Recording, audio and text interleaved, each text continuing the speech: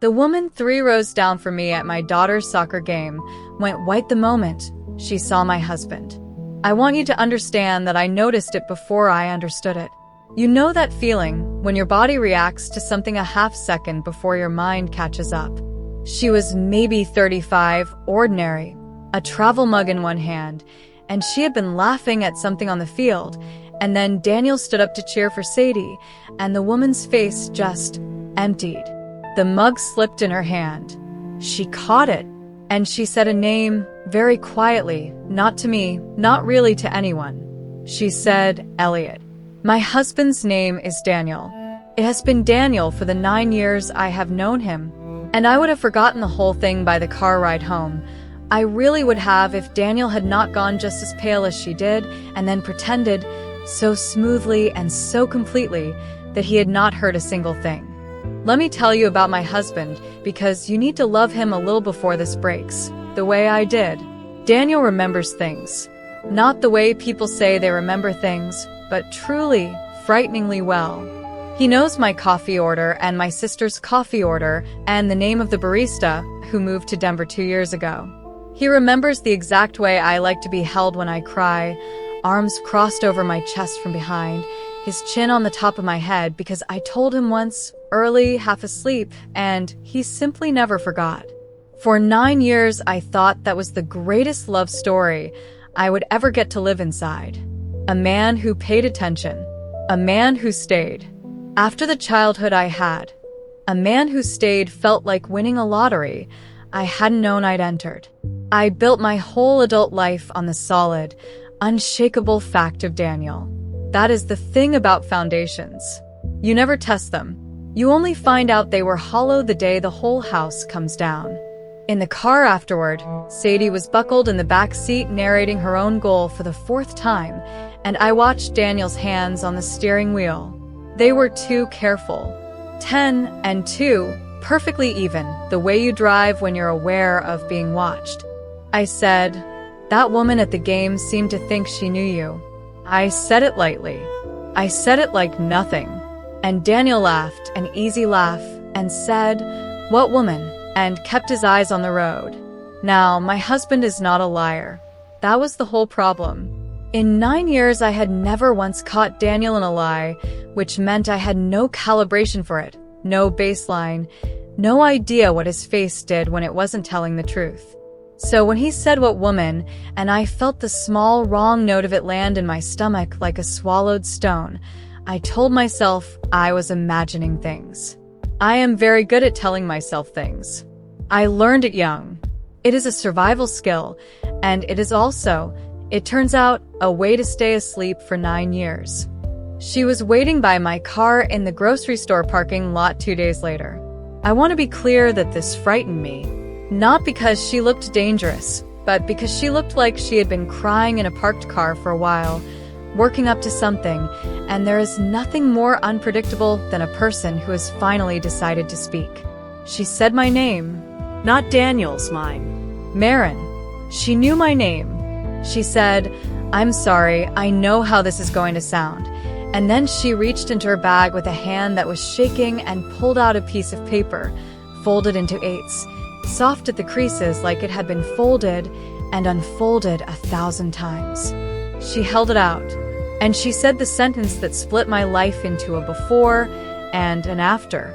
She said, this is my brother. He has been missing for 11 years, and I am almost certain he is the man you call your husband. I did not take the paper. I remember that. I stood there with my grocery bags cutting into my fingers, and I refused to take it, as if not touching it could keep it from being real. So she unfolded it herself and held it up, and I looked because you always look. That is the cruelty of it. You cannot not look. It was a missing persons flyer. Old. The design was dated, the photo a little grainy, the way photos were a little grainy 11 years ago. Across the top it said, have you seen this man? And underneath was a name I had never heard in my life, Elliot Hale, and underneath that a face I had woken up next to that very morning. Younger, thinner, the hair different, but the eyes. You cannot fake eyes. I have looked into those eyes across a pillow 900 times. It was Daniel. It was unmistakably, undeniably, impossibly Daniel. And a family 2 states away had been looking for him, under a different name, since before I ever met him. Her name was Cassie. She told me things very fast, the way you do when you've rehearsed them alone for years and you finally have someone in front of you. She said the family was from a town called Coldwater. She said they were wealthy, the kind of wealthy that owns the buildings the town works in. She said her brother had vanished 11 years ago and that his family, his own mother and father, had never stopped looking, that they lit a candle in the window every single year on the anniversary, that there was a foundation with his name on it, a scholarship, a stretch of highway. She said all of this like it was proof of love. And maybe that's why I believed the wrong thing first. Because everything she told me painted a picture of a grieving family and a lost son, and it made my husband, my Daniel, into the villain of it. A man who had let people who loved him suffer for 11 years, believing him possibly dead, while he built a whole new life 2 states away with a wife who knew nothing. That was the story I drove home with. I had it completely backwards. I did not sleep that night. I lay in our bed next to a man whose name I no longer knew, and I stared at the ceiling. And I did the thing I am good at, the terrible thing. I went back through 9 years looking for the cracks. And they were all there. They had always been there. I had just papered over each one as it came.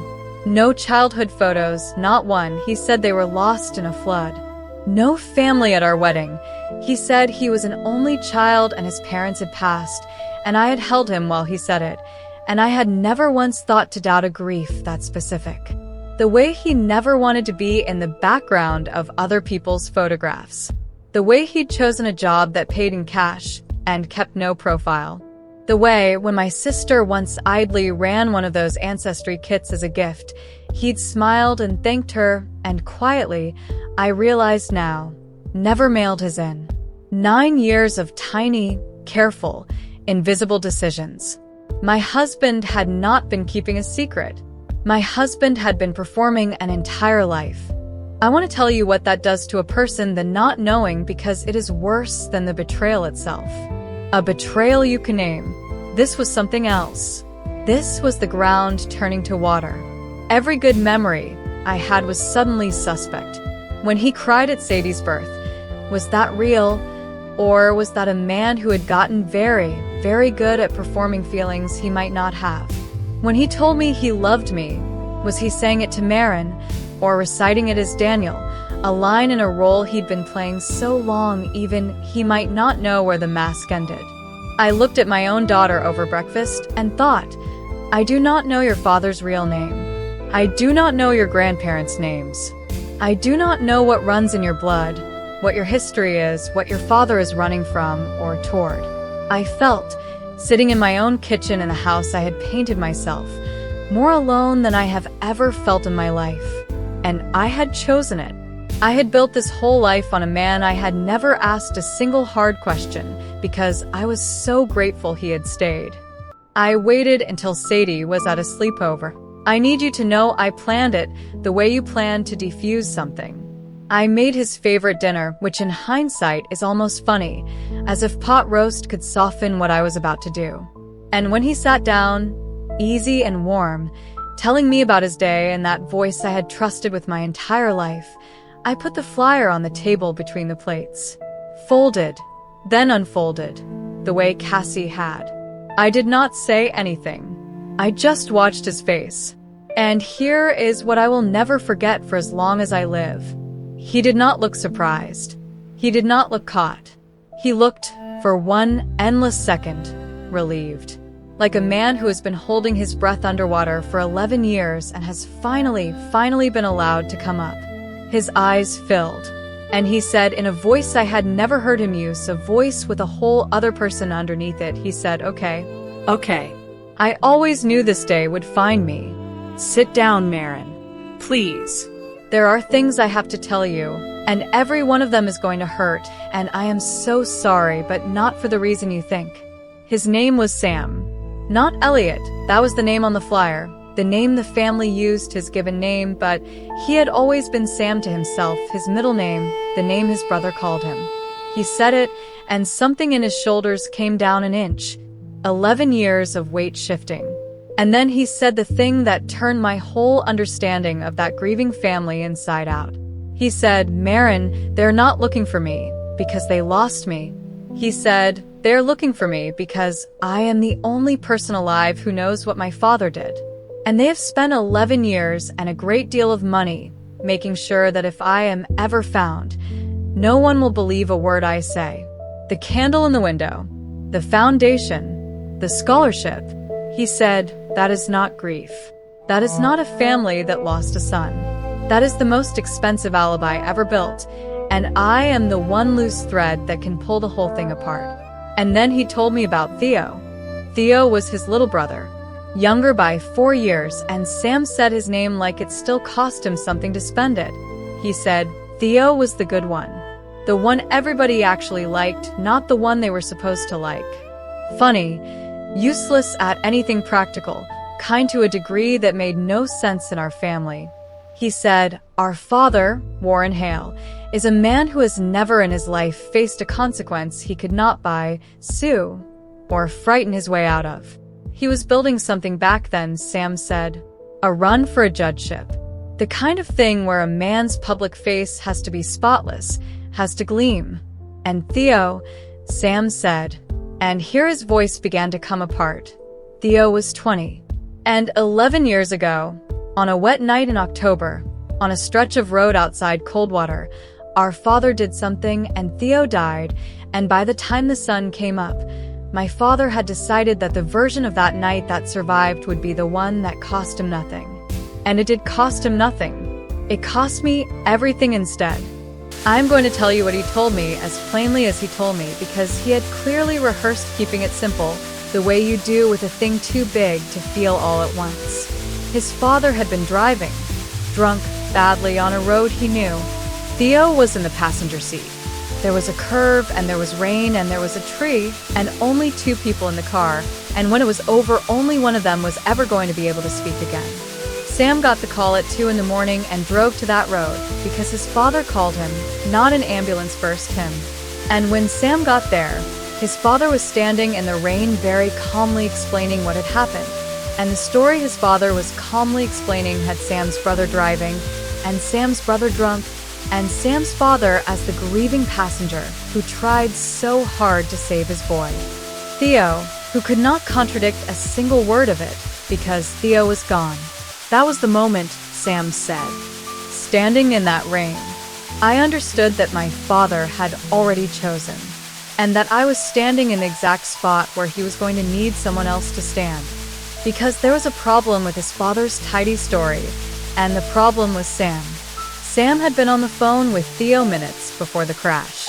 Theo had called him, scared, saying Dad's been drinking and he won't let me drive, and we're leaving the fundraiser now.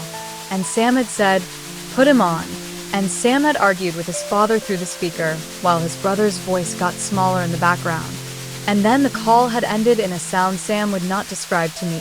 He just stopped and put his hand flat on the table and breathed. He had it, you see. He had the one thing that could unmake the whole story.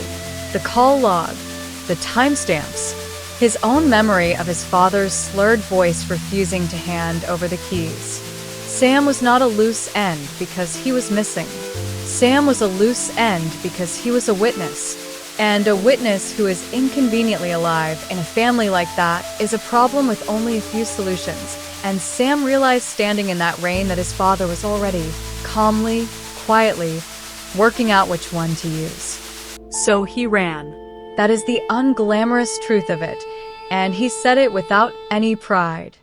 He did not go to the police, and I asked him why. I couldn't help it. I said, "Why didn't you just tell them?" And he looked at me with a patience that broke my heart, and he said, "Marin, my father owned the police. He owned the prosecutor. He had donated the wing of the hospital where they took my brother's body. Who exactly was I going to tell?" He said, within a week the story was set in concrete. Theo was driving. Theo was drunk. A tragedy. And their surviving son, so consumed by grief, so unstable, had disappeared, run off. Poor thing. You know how sensitive Elliot always was. He said, they were already, before I had even decided to run, laying the groundwork to make me the sad, missing, unreliable brother. So that if I ever surfaced, if I ever said a word, I would be the troubled one who vanished, resurfacing with a wild story about the great Warren Hale. He built my unreliability into the eulogy for my brother. And then he lit a candle for me every year so the whole town could watch him grieve. I asked him the cruelest question I had, and I am not proud of it, but I had to. I said, how do I know you're not lying to me right now? How do I know this isn't just a better story than the truth? A story where you're the hero instead of a man who abandoned his family. And Daniel, Sam, my husband, he did not get angry. He nodded, like it was fair, like he'd asked himself the same thing at 3 a.m. for 11 years. And he said, you don't. That's the worst part of what he did to me. He didn't just take my brother and my name and my whole life. He built me into a person no one should believe. So I am not going to ask you to believe me, Marin. He stood up. He went to the closet, to a lockbox I had seen 100 times and assumed held our passports. And he came back and set something on the table, and he said, I am going to ask you to look and then decide for yourself. Because I made copies of everything the night I ran. I've been carrying the proof for 11 years, waiting to be brave enough or desperate enough to use it. Inside the box was 11 years of a man refusing to let his brother be a lie. There was a printout of a phone log, time-stamped, the last call between two brothers, ending at the exact minute the official report said Theo was already driving alone across town.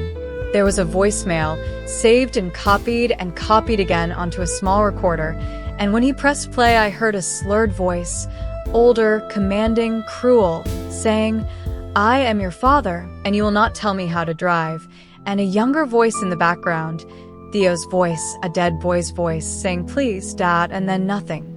There was a mechanic's original assessment, before it was revised, noting the driver's seat was set for a man of Warren Hale's height, not Theo's. Small things. Boring things. The kind of things I have built a life out of noticing. And I sat at my own kitchen table, and I understood, the way I understand a contract, all at once and completely, that my husband was telling me the truth. And that the truth was so much worse than the lie I'd driven home with 2 nights before. Now here is where I have to tell you about the phone call, the one that changed who the victim of this story even was. Because for 2 days, even after I believed Sam, there was one part of the Hale family I still felt sorry for. The mother. Diane Hale. In every article I'd found, and I had found many by then, reading late into the night while Sam slept, there she was, the grieving mother, elegant and hollow-eyed, holding a framed photo of her lost son, thanking the community for their prayers. I had lost a son and been made to look like a monster, she'd said in one interview, and I ached for her. A woman who lost one boy to a tree and another to the road, whose husband, if Sam was right, had done this to her too. She was the one I pitied. She was the person, in this whole nightmare, I had been quietly grieving for. And then Cassie called me because Cassie and I had kept talking, and Cassie told me the one thing that took the floor out from under the last person I had left to feel sorry for. Cassie was not a stranger who happened to recognize my husband at a soccer game. I had wondered, of course, how she'd found us. Why now, after 11 years? And Cassie finally told me. She said, Marin, I need you to know why I really came. Cassie's full name was Cassie Reyes, and 11 years ago she had been 20 years old and in love with a boy named Theo Hale, and she had been at that fundraiser, and she had seen who got behind the wheel. She had told the police. She had told them the truth. That night, shaking, certain. And she had watched her statement disappear. She had watched the Hale family's lawyers and the Hale family's money and the Hale family's very good friends turn a 20-year-old girl's eyewitness account into the confused ramblings of a hysterical girlfriend, until even her own parents told her to stop, to let it go, to stop making trouble for good people in their grief. She said, "I have spent 11 years being told I imagine the truth. And then last month I saw a man cheer for a little girl at a soccer game, and I recognized Hale, and I realized the other person who knew what I knew was not dead after all." And then Cassie told me about Diane, about the mother I'd been grieving for. Cassie said that night, after the police, she had gone to the Hale house, half out of her mind, and she had gotten as far as the kitchen before the lawyers arrived. And in that kitchen, she had seen Diane Hale. Not hollow, not destroyed. Cassie said, "She was calm, Marin. She was already calm. She had a legal pad. She was helping." Cassie heard her, with her own ears, say to her husband, "We say Theo was driving, and we say Elliot is unstable, and we get ahead of the girl. Get ahead of the girl." Her son was 4 hours dead, and the mother was scripting it. Diane Hale had not lost 2 sons to tragedy. Diane Hale had looked at a dead child and a living witness and a husband who did it, and she had chosen, coldly, deliberately, the family name. She sacrificed Theo's justice and Sam's entire life to protect the man who killed her own son. The grieving mother in the photograph was not the victim. She was the architect, and I had been lighting a candle in my heart for her for 2 days. I need to stop here and tell you how I felt, because this is the part that nearly ended me, quieter than any of it. It was not rage, not yet. It was grief of a very specific kind. I grieved the family I thought my husband had wronged. I grieved the mother I had pitied. I grieved, most of all, the 9 years I had spent loving a man while knowing nothing about the wound at the center of him, the brother he mourned in secret, the terror he carried to bed every night beside me, smiling, remembering my coffee order. All that attentiveness, all that remembering, I finally understood it. Sam remembered everything about me because Sam had lost everything once, in a single night, and had decided he would never again fail to hold onto the people he loved. His love was not performance. His love was a man clutching the only family he had left because he knew, better than anyone alive, exactly how fast a family can be taken and rewritten by someone with enough power and no conscience. I had married the most loyal man I would ever meet, and his loyalty had a body count of 1 grieving girlfriend, 1 dead boy, and 11 years of his own stolen life. We should have had time. That is what I keep coming back to. We should have had weeks to sit with it, to decide together, carefully, what to do. But we did not have weeks because the same thing that had brought Cassie to that soccer field had brought something else into motion, something with a clock on it. Warren Hale, 11 years later, was 3 weeks away from being confirmed to a federal judgeship.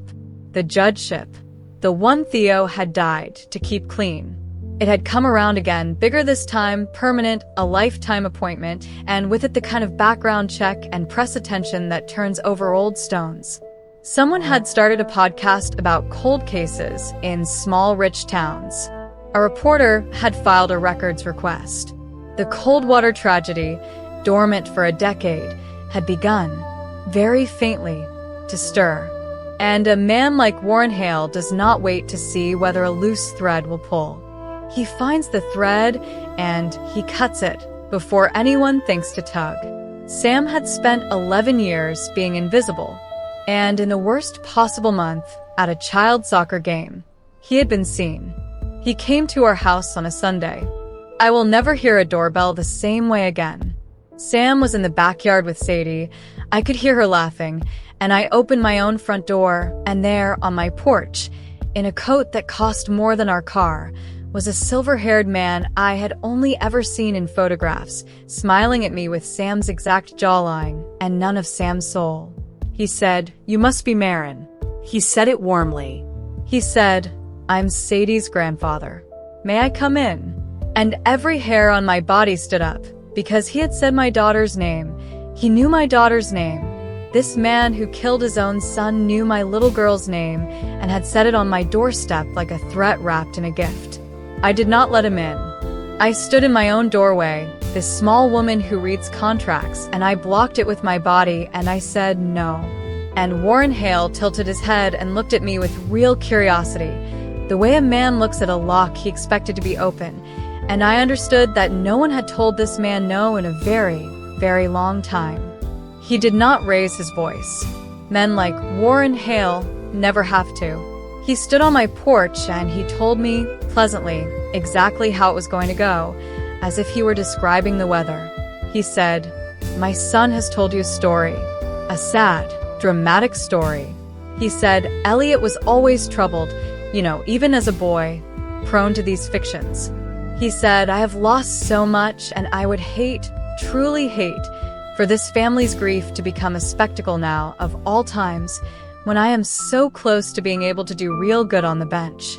And then, still smiling, he told me a number, an amount of money, spoken out loud on my welcome mat, that made my mouth go dry.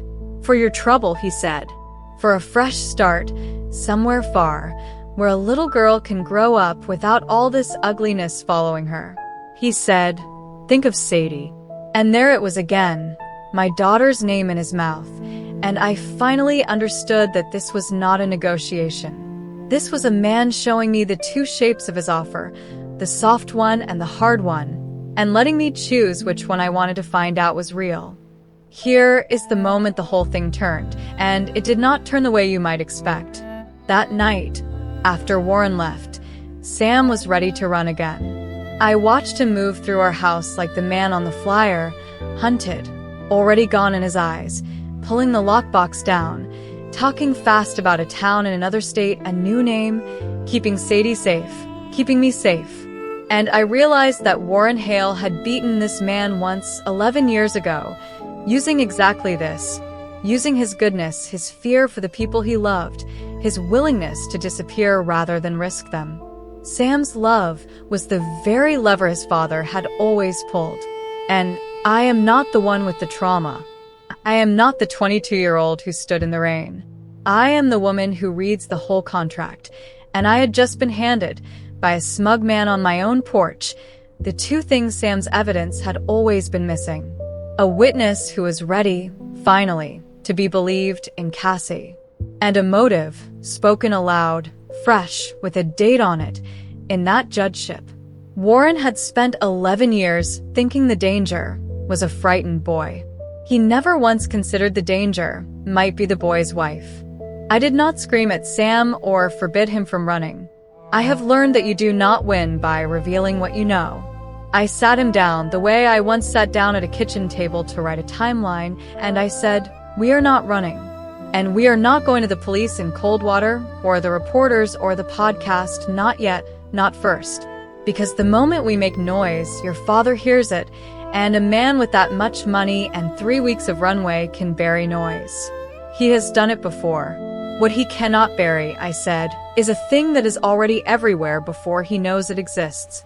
I told Sam the only real weapon we had was the one thing his father would never expect, patience and timing, and the one date Warren could not move. The confirmation hearing. A public stage his father would climb onto himself, on live cameras, in front of the entire country, to be celebrated. I said, "Your father spent 11 years and a fortune building a spotless public face. So, we're not going to fight him in the dark. We're going to wait until he walks, on his own, into the brightest light he will ever stand in. And then we are going to let everyone see what I see."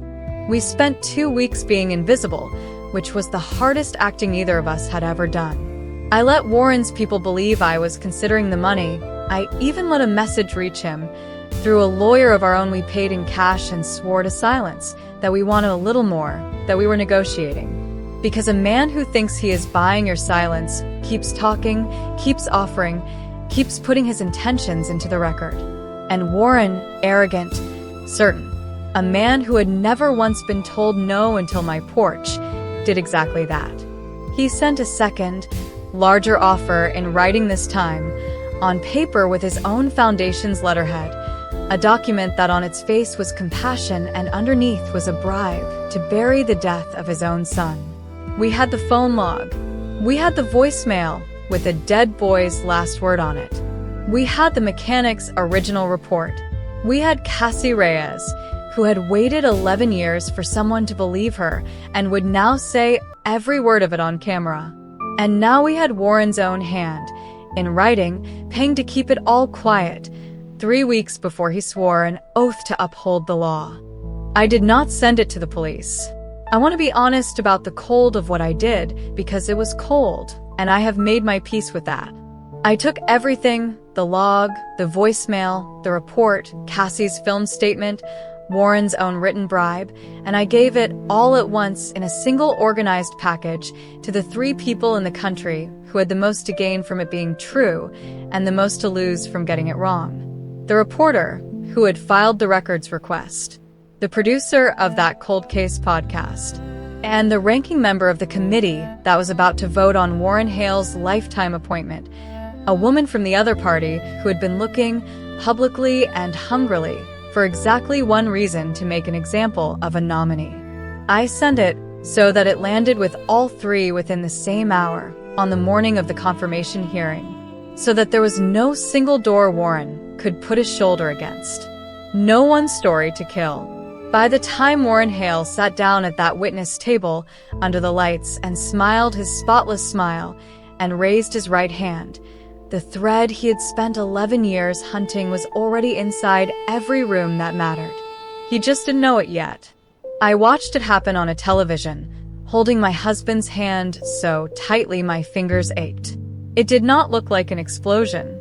That is the thing about karma served cold. It is quiet, and it is slow, and it is absolutely certain. A senator was reading her opening remarks, and then an aide handed her a note, and she paused, and she looked at it a moment too long. On another channel, a headline began to crawl. A phone in the hearing room went off, then another. Warren Hale sat at that table with his spotless smile beginning, just slightly, to set, like something left out too long. And then the questions started, and they were not the questions he had been promised. Sir, can you explain a document on your own foundation's letterhead, offering a substantial sum to a woman named Marin? Sir, are you familiar with the recording? Sir, there is a young woman, Cassie Reyes, who gave a statement 11 years ago. And I watched on live television in my own living room the exact moment a powerful man understood that the ground he had stood on for his whole life had just turned, at last, to water. I know that feeling. He gave it to me first. It came apart faster than even I expected, because that is what happens when a lie has been load-bearing for too long. The whole structure has been leaning on it, and when it goes, everything it was holding up comes down at once. The judgeship was gone by nightfall. Withdrawn. The word they used was regrettable. The old case was reopened within the week, this time by a state attorney 2 counties over with no Hale money in her past. Cassie Reyes told her story, all of it, on the record, in daylight, and this time no one called her hysterical, because this time she was not a lone 20-year-old. She was one voice inside a mountain of proof. And Diane Hale, the architect, the calm woman with the legal pad, found that the public grief she had performed so beautifully for 11 years had one fatal flaw.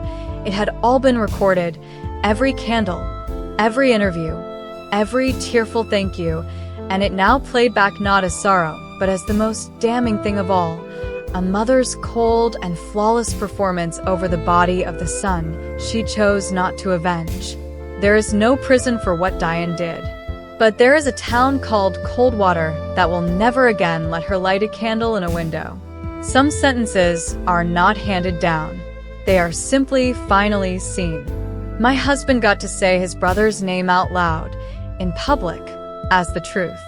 That was the only revenge that ever actually mattered to him, I understood by the end. Not the money. He never wanted a cent of the Hale fortune, and he took none of it. Not his father's ruin, though he did not mourn it. What Sam wanted, the only thing, was for the world to know that Theo Hale did not die drunk behind a wheel he never touched.